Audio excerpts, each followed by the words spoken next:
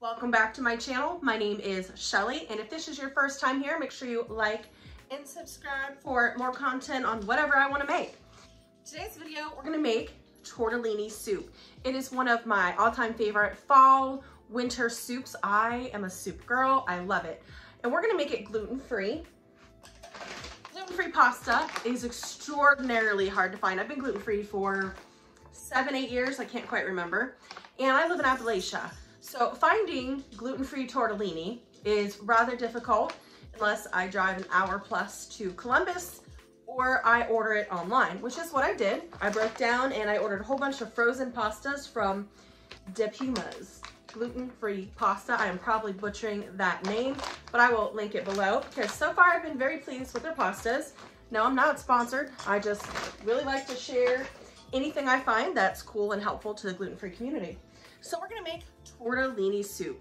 This recipe, I don't know where it came from. I'd love to give the original creator credit. I have no idea. I got this from one of my college friends. We went to visit her mom in Cincinnati. Oh my gosh, I was probably in like the year 2000. Let's just say it was 2000. I have no idea. But we went to Cincinnati in the year 2000 and we had tortellini soup and it was delicious. And her mom also served it with a side of beer bread. Now, that is completely off limits to me, but I found some gluten-free cauliflower breadsticks today at Walmart. So we're gonna try it with those and see how it goes. I will link this recipe below too. So one thing you're gonna definitely want is a big old pot. I'm trying to figure out, I have such a small kitchen. Such a small kitchen. My dream is to one day have a big, beautiful kitchen like Rosanna Pansino. I get such kitchen envy from that. And we're going to cook the sausage while I chop my other ingredients. The recipe calls for sweet Italian sausage. Grocery store didn't have that today, so we're going to use mild Italian sausage. And I know it's going to have just a little bit of heat.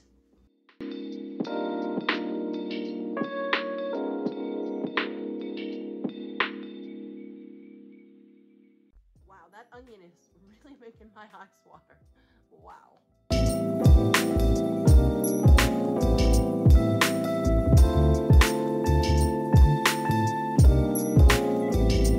to this is making sure that you chop your ingredients into very small pieces. So we have an onion and I have a green pepper and then I'm going to chop a zucchini. And while I'm doing that, I am browning my sausage. One thing to think about too, if you are gluten-free, make sure that you check every ingredient every time because you just never know when a manufacturer randomly puts wheat, barley, or probably not rye, but wheat or barley hiding things. When they put one of those into an ingredient. All right, onward to zucchini. With the zucchini too, you want to make sure that you slice it very, very thin so that it cooks faster. And then, you know, I probably shouldn't have that knife pointing at me. I bought baby carrots. The recipe calls for 1 carrot, but you had to buy, they come in like 4 and I would never use them, but I would eat baby carrots.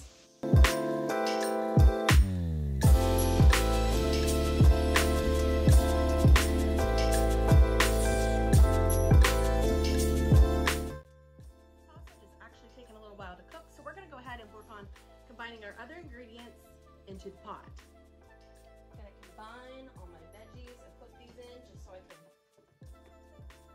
get rid of this.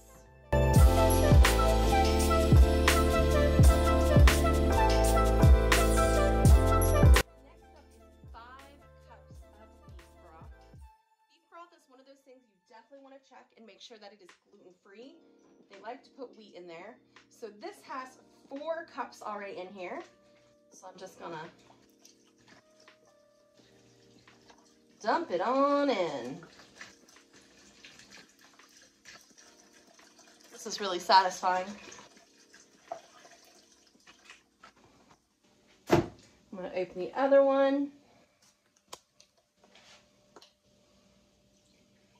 And we're gonna pour in a cup.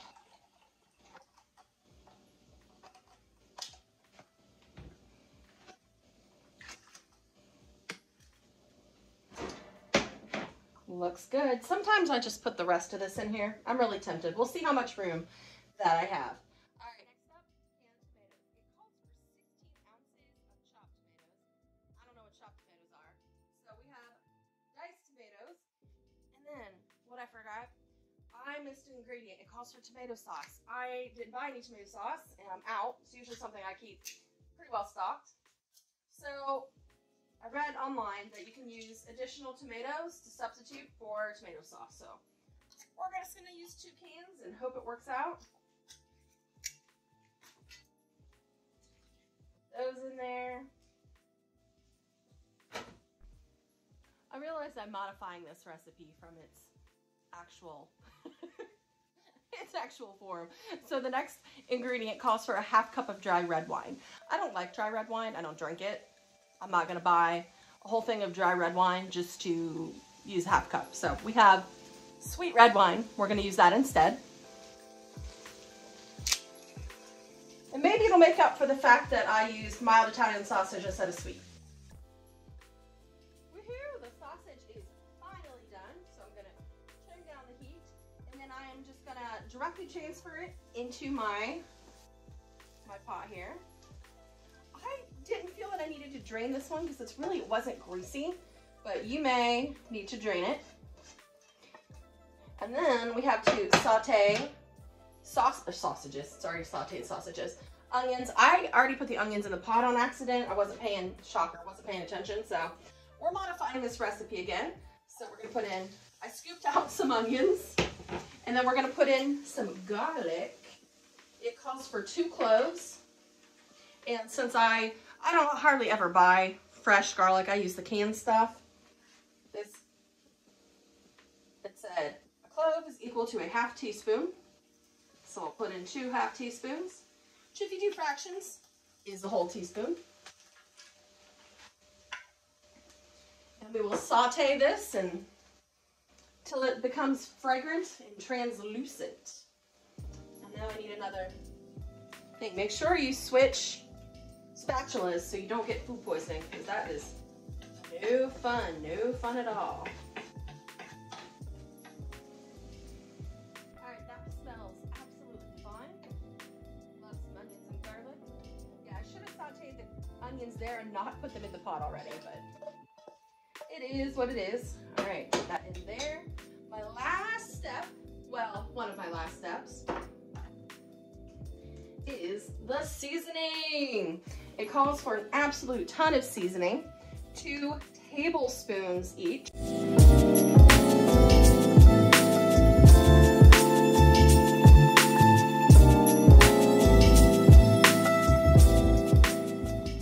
right, and then my last step, I like to put it on medium. We let it simmer for about 40 minutes.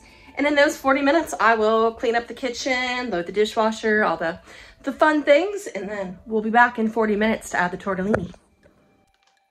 All right, while the soup is simmering, we're going to make these. I have the oven preheating to 400 currently. These I found today. I've never ever tried these. They are Green Giant cauliflower breadsticks in garlic flavor.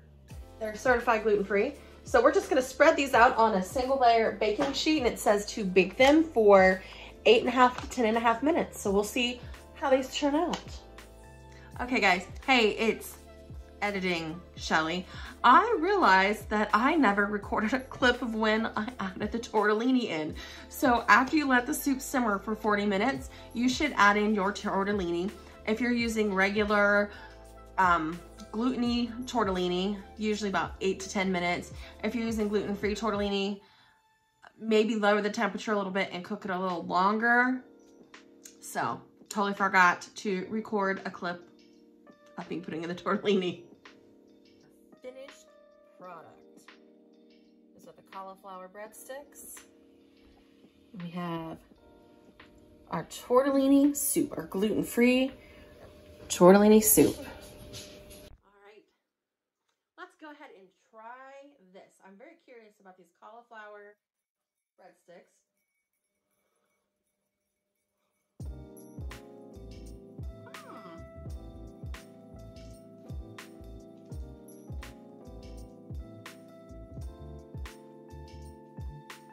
Those have the density that have gluten-free things that I'm used to, but actually not bad. I will buy those again. Let's try my soup.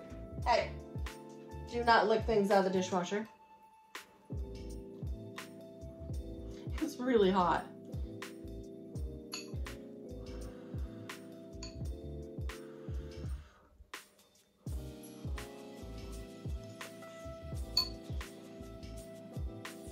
It was really hot. Wow. Woo! All right, well, anyway, thank you so much for watching. Make sure you subscribe and you like the video, and I will see you on the next one. Bye, guys.